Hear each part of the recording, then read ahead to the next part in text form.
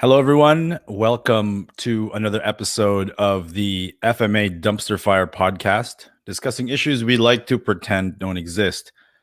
Speaking of issues we like to pretend don't exist, how come no one ever told me that I spelt dumpster wrong on this damn lower third? Come on, guys. Come on. Anyway, in today's very short episode, this is going to be a reading of a little passage that I wrote. Keep in mind, I'm a noob. And a lot of the things that I think about, I write about, and discuss are a conglomerate of opinions that I've been able to acquire or accumulate over the years. Actually, almost 10 years of traveling the world and documenting the thoughts of some well-credible people, getting drunk as fuck with them, getting them to tell me their trade secrets, or just hanging out in their world. But do take it with a grain of salt. But do understand that these things don't come solely from me. So today we're going to discuss the two biggest lies perpetuated by Filipino martial artists and of instructors and so-called experts relating to fighting. And these two lies are the words always and never. And I'm going to go ahead and just read that for you. People who propose certainty relating to fighting are lying to you. Never do this. Always do that. These are lies. In training, they're perfectly acceptable, right? Always tuck your chin, never cross step. All these things are fine. Never bring a knife to a gunfight isn't meant to be taken literally. It simply means to have the right tools for the right job. It may as well be never peel potatoes with a spoon. But let's talk about that. You can peel potatoes with a spoon. And you can absolutely bring a knife or a stick to a gunfight. By the way, I am undefeated in all the gunfights that I've ever been in. Not a single bullet has come even close. I must be invincible. Think about that. Now, I don't propose expertise. I propose logic. Fights are unpredictable, and the conditions presented are unrepeatable. The variables are infinite. Therefore, no certainties or guarantees can ever exist. So beware of salesmen who tell you otherwise. I'll just shoot the guy is as ridiculous as I'll just stab the guy. These are nonsensical ideas proven to be death sentences, but with just enough truth for people to believe them outright. Such things are terms of insecurity meant to appease the ego. Do not fall for that trap. How will you access your firearm in an unexpected escalation of violence in an elevator with family members around against a wrestler who already got your wrists? How will you just shoot the guy? How will you just stab the guy when your knife is in your pocket, in your fanny pack, or in your car? How will you draw your blade as a 6-foot-tall linebacker is chasing you? Now, I know what you're thinking. Situational awareness, right? You're always on alert, always ready for action, never letting anyone within your personal space, never having your guard down, always one step ahead, always prepared. Well, those are lies too. Lots of always and nevers, lies. I've traveled the world and spent the last 10 years documenting, interviewing, and getting drunk as fuck with some elite dudes and some semi-elite dudes too. Also with some shady characters who may well be the most elite of them all. So let me share one thing with you. Something common across all of these experts is that they don't speak with certainty. Even when they are absolutely certain, they don't speak with certainty. So when someone comes along proposing certainty on an internet forum, on a YouTube video, I will have some questions. And I propose that we should all have questions and that we be liberal in asking them. Always ask questions respectfully until respect is no longer in order. And never be fooled into believing that the experiences of others are yours. I am no expert. I am not a teacher. And by all accounts, I'm just another dude typing on his keyboard on the internet. Peace. And that's it. That's what I wrote. And I know for a lot of people, this is well, duh, we know these things. Clearly not. It's important to be reminded that always and never are lies as it relates to fighting. And please do beware of people who claim otherwise. People who claim that they've got all the answers based on 2 years of experimenting in their garage with their buddies. Don't fall for that stuff. Always ask questions. Always be skeptical. Be respectful when possible. And always filter knowledge through your own capabilities, your training goals, your priorities. Always filter them through these 3 questions. Always. Ask yourself who you are, where you are, and what your goal is here. By asking these 3 questions, if you have the opportunity to ask these 3 questions, will provide a lot of context as to what you can and can't do and what you should and should not do. So many things, most things, in fact, are dependent upon context. What may be appropriate for a soldier in a war zone may not be appropriate for a soccer mom at the Walmart parking lot. And so when people propose a finite set of answers, 5 or 10 techniques, don't buy into that bullshit. Be a principle-based learner. When you learn the principles, you know 1,000 techniques. And you don't need to train the 1,000 techniques 10,000 times. Not only is that math flawed, but that logic is flawed. You can train 5 fundamental principles of fighting, 3 fundamental principles of fighting for a lifetime, and still never get to the end of it all.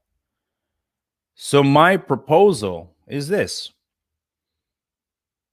Don't trust anyone that sells a product, myself included in this.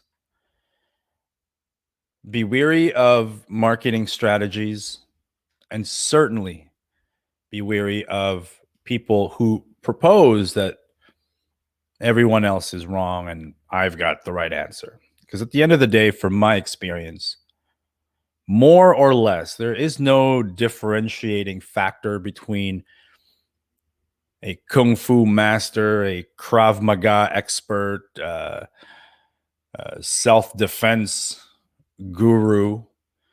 They all have gone through a journey in which created findings, things that they believe in. And often they propose the things that they found to be the things that everyone ought to find, and therefore representative of the absolute truth. Many of these truths are nothing but relative preferences relating to the principles they adhere to. So my suggestion, again, is to understand what these principles are and find the specific techniques or methodologies that will help you craft a better understanding of these principles. That's all I got for today. I just want to say that this channel is a passion project. I love the Filipino martial arts. Really, I created this as a platform for myself to be able to share these thoughts with people. And by no means, once again, am I proposing my expertise in anything other than I think I have a pretty good grasp on logic.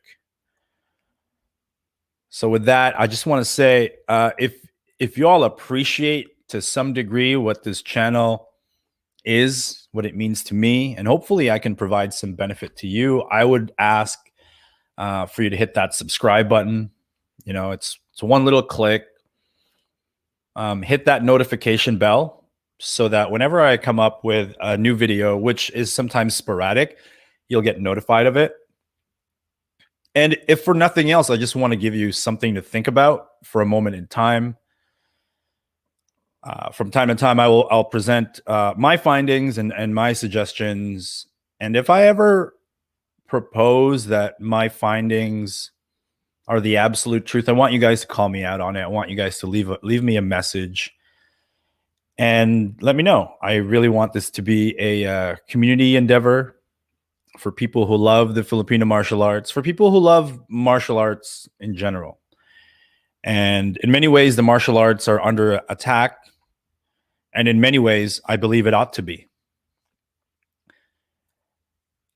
There is a lot of bullshit in martial arts and a lot of dishonesty. And the sad thing about that is that more often than not, that dishonesty, that embellished marketing is not even needed. You know, if we were just honest. I love the bladed arts, but a lot of it is for my own personal self-expression, for my exploration of the art, to explore a little bit of my people's history, culture, our contribution to the world. And I never want to confuse people as to where I categorize certain elements of my practice. So you'll see me do a carenza, which is essentially a free flow kata, perhaps closer to shadow boxing, but infinitely more artistic, in my opinion. You know, a boxer may disagree, and I will hear him out, and I'll probably principally agree with him. But I do a lot of things that are artful, that are improbable, that are sophisticated, that are elegant. And I fully understand that those things are likely not to have a direct applicability to a real world deadly force encounter or even a self-defense, a legal, truly a legal, lawful self-defense condition. A lot of the things that Filipino martial artists do in practice, when they are misrepresented by the right lens, will just interpret that as murder. You know, some guy pushed you, gunting, parry, thrust to the neck, slash to the torso, thrust to, you know. But I do those things not because that's what I intend to do to a bad guy. I don't have these illusions. I live in a very safe place. I don't even carry a knife most days. I do those things for something else. I do those things for the mental challenge. I do those things because I enjoy, you know, I enjoy challenge. I enjoy hanging out with the homies. There's an element of fantasy role playing in there. You know, when I get into a fight, like a full contact stick fight or sparring, you know, whatever you want to call it, full contact rattan sticks, fencing mask, gloves. Sometimes we do it with aluminum training knives, and we really go at it. You know, that's not reflective of reality. I know I'm not going to get into a stick versus stick, sword versus sword, or knife versus knife duel. It's not why I do them.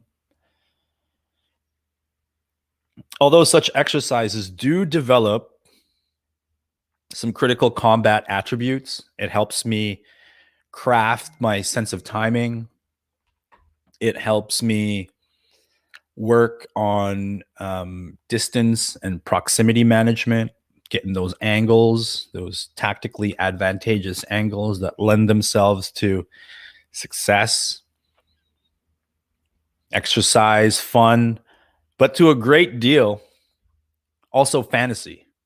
I love, love being in the Philippines by the ocean with a sun pounding on my face, with palm trees swaying in the wind, with a tribe surrounding me, observing my every move as I fight this guy who's going to try to smash my head in with a stick. And, I must admit that condition sometimes just elicits this sense of belonging to a lineage of jungle warriors, man. And while that exercise may be developing combat attributes, most times I really don't care. I'm just enjoying the moment, pretending to be this jungle warrior facing this gigantic European invader who also happens to be my homeboy. And we're going to go out for drinks later. But for a moment in time, he's my enemy. It's beautiful. So you see, there's no sense in lying about what these things are and in proposing them to be things that they are not. I'm reminded by an analogy that Mick Coop shared with me, and that is, that violin is good enough as it is. It doesn't also need to be a hammer. And so I feel in many ways for Filipino martial arts, we have something really extraordinary and beautiful and versatile. And some of those things may be just for artistic self expression. And we don't need to make attempts at overvaluing what those things are because they are valuable enough as they are, as an opportunity to express the self through an ancient art form of movement. And so while this podcast really began as me proposing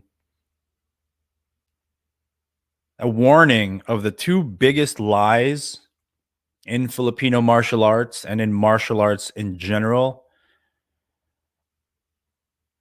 often it is the self that propagate these lies. It is us who propagate these lies, and it is not needed. It is absolutely not needed. Be proud to study the art.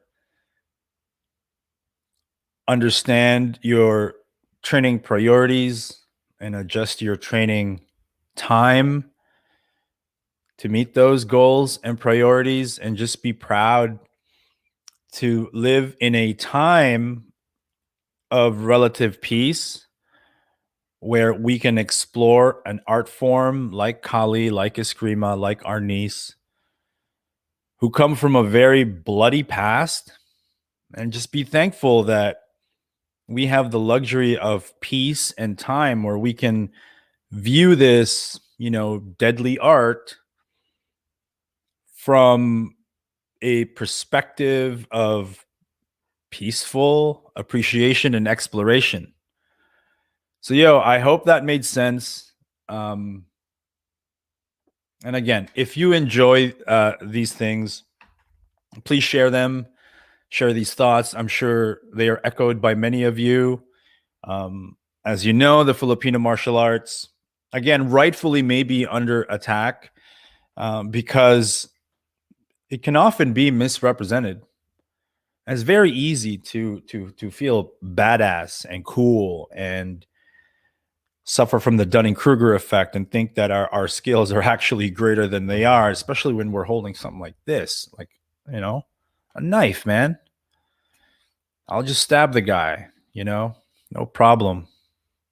Trust in the blade. The blade is meant to be felt, not seen. All of these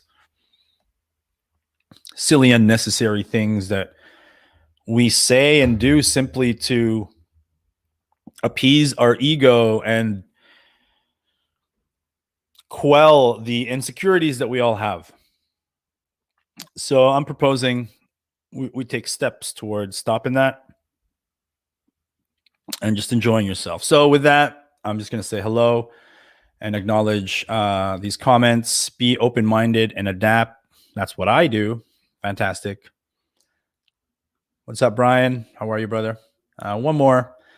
I trained for Kali over 5 years. It has relevance and applicability, but it also has plenty of irrelevant stuff. Well, let me address that. Relevance is relative. So when you call something irrelevant, you're speaking only for yourself. Irrelevant for what? I do witiks and abanicos and sophisticated sequences, and I do Sinawali. I ain't ever going to use them in a fight. Does that make them irrelevant? Not irrelevant to me, not irrelevant to my training goals. So while I appreciate the spirit of what you're trying to say, I would have chosen very different words, you know? They aren't irrelevant.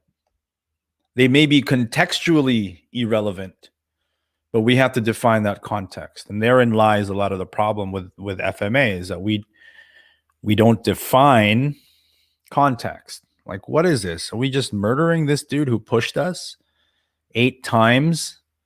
You know? Recently I saw, and this will be the last bit of it, I promise. Recently I saw this video, a cinematic choreographed fight scene about a straight blade and a karambit. And it was actually the most realistic knife fight scene I'd ever seen in any movie, in any presentation. Right? It starts off the same kind of cheesy way, you know, someone's gonna rob you or you bump into someone, you get in a fight. But the fight went like this. All right. The guy with a knife tried to grab his victim. His victim just did a hey, like a push, nothing cool, just like a whoa. And then he drew his knife. All right. I mean, not realistic yet. But and this is how the knife sequence went. Okay. The guy with the karambit went boop and got a superficial cut on his opponent. And then the guy with the karambit goes, hey, you're cut. Look. And that was the end of the fight scene. one strike. And it wasn't even trying to be awesome or super cool. It wasn't even anything special. He just cut him a little bit and said, hey, bro, you're bleeding. Stop this. And the guy was like, shit. And then he runs away. You know, that's realistic to me. Not, you know, this shit doesn't happen. They're more fun to see. But I wanted to bring up this fight scene because I thought it was abnormal to have a karambit fight scene and have some semblance of realism. Is working on a speed bag irrelevant to boxing? Fantastic. Great point. You know, same for skipping, right? Are we going to bring a skipping rope into a punching match, into a boxing contest? No. And irrelevant, true. I'm speaking from my point of view, still love the art, but I steer towards the martial side for practicality. Perfectly said, right? Perfectly said. And the one thing I would add to that is oftentimes a lot of people who strictly train for practicality sometimes don't always, and sometimes they don't see. But also a lot of the times when people who only train for practicality propose a sense of superiority over artful practice. And I think they're actually complementary. They're not opposing. People have this assumption that these elite special forces and these, MMA tough guys always train hard all the time, always banging it out. We're cops, we're soldiers, we go hard. Not the case. They train smart. And especially as we age, these hard methods of training become severely unsustainable. What often happens for these hard charging dudes, they've proposed that this is the only way to train. They reach an age or a condition where they're no longer able to uphold that philosophy, whether by, again, injury or age. They're not able to do the things that they once were able to do and are bound by this philosophy. And so what ends up happening is they stop training altogether.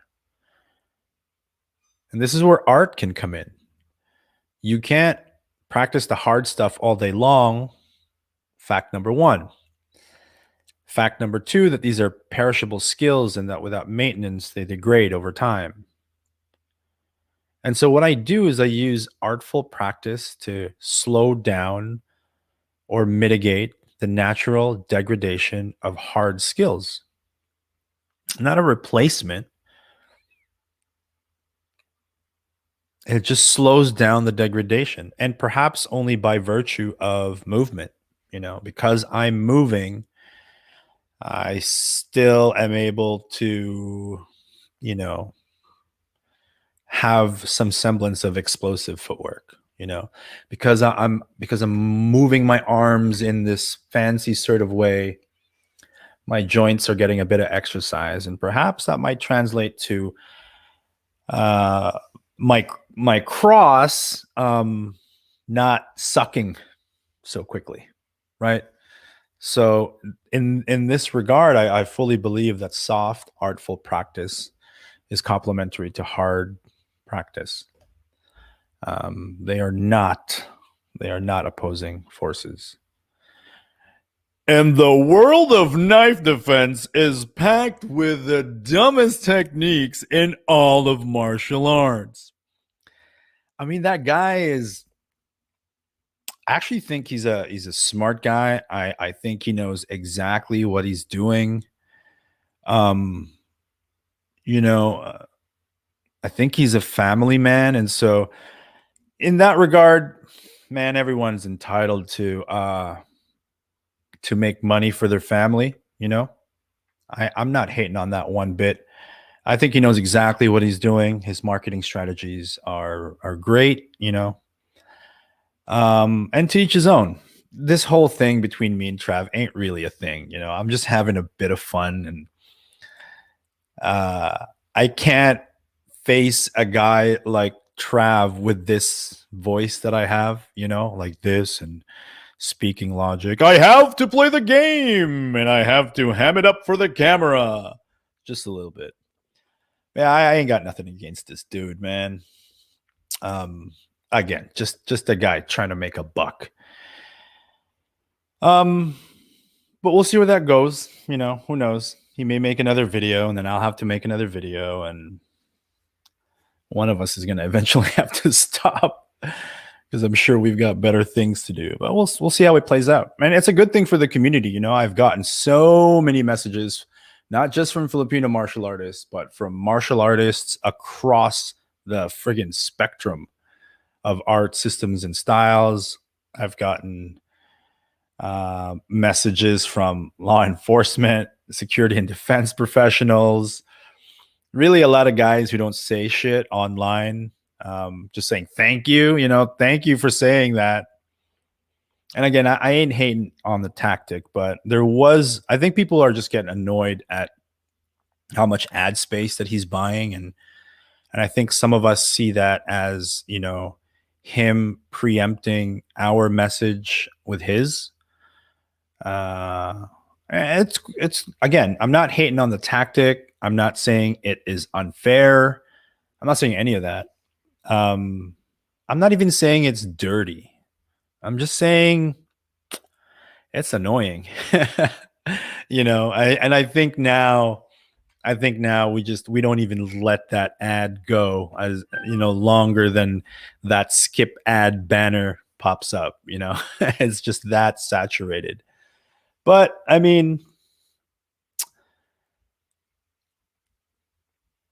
I made a series of videos just calling out all the illogical nonsense stuff contained within that program and that marketing. And I was really impassioned and heated about it. Still a very logical deconstruction of it. But I was like, it's pointless. It's pointless to do this, because you know what? His fans are always going to be his fans. It's was it a Mark Twain quote that goes, um, it is easier to fool people than convince them they have been fooled. Because nobody wants to feel like they've been had. Nobody wants to feel like they've been fooled, right? And so even if I mention things like, 2 years of research with your buddies and watching YouTube videos, does now qualify you to be a subject matter expert, specifically with such a dangerous and trendy topic as knife defense. It just doesn't. He would be better served with actually collaborating with the people that he and the systems that he called out. But again, not very good marketing, right? So kudos to that. Who knows? I might employ those things in the future. Who knows? Luckily, I'm not so desperate to make money that I will compromise my integrity and what I now believe in. I have made those mistakes in the past, though. So I've made a lot of mistakes in the past in, marketing practices that embellished the capabilities of people, even a bit of fear mongering that I did. And I try not to do those things now. I mean, some things still may come across that way. Certainly that's not my intention, but yeah. All right, guys. Digital marketing is the Wild West. All is fair. Correct. Absolutely right. Absolutely right. And unfortunately, though, it's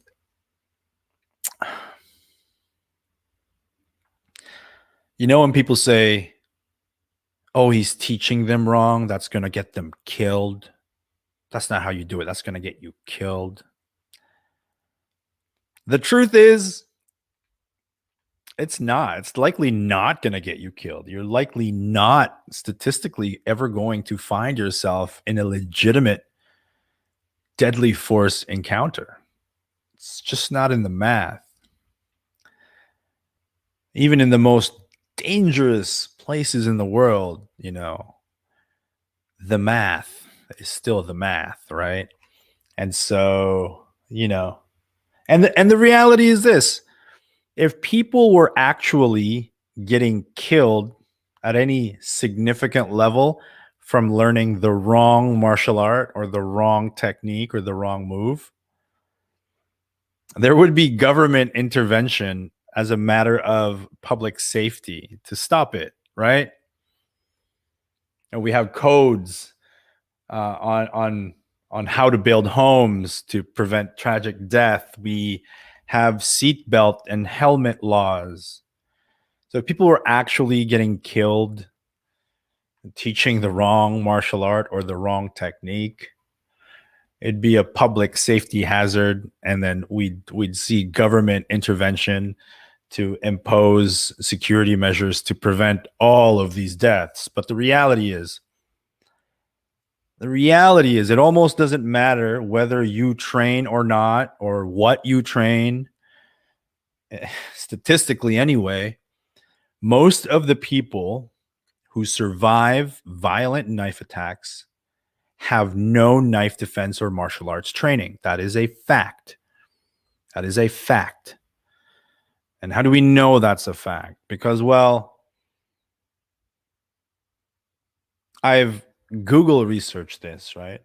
I hate it when people say I researched this, but really what they did was type in some keywords in a search bar. So anyway, I researched this, and a a liberal estimate of a percentage of the population to have taken any sort of martial arts training is 2 to 3%. A conservative estimate would be 1% or below that.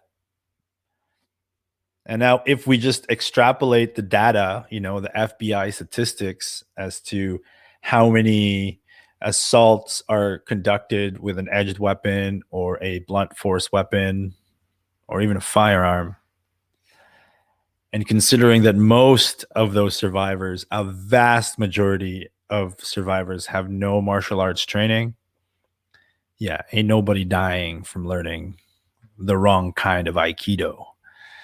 So I think we need to chill a little bit, understand this whole martial arts thing for what it is. I'm not saying it's not going to improve survivability rates in the event that such a thing, God forbid, happens, but it's just getting real with it, homies.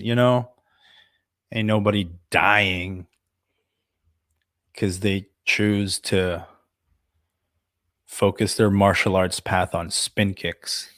It's just not happening. So enjoy your path. Stay safe. Have a lot of fun. Be kind to your training partners. Send your love and gratitude to your ukes.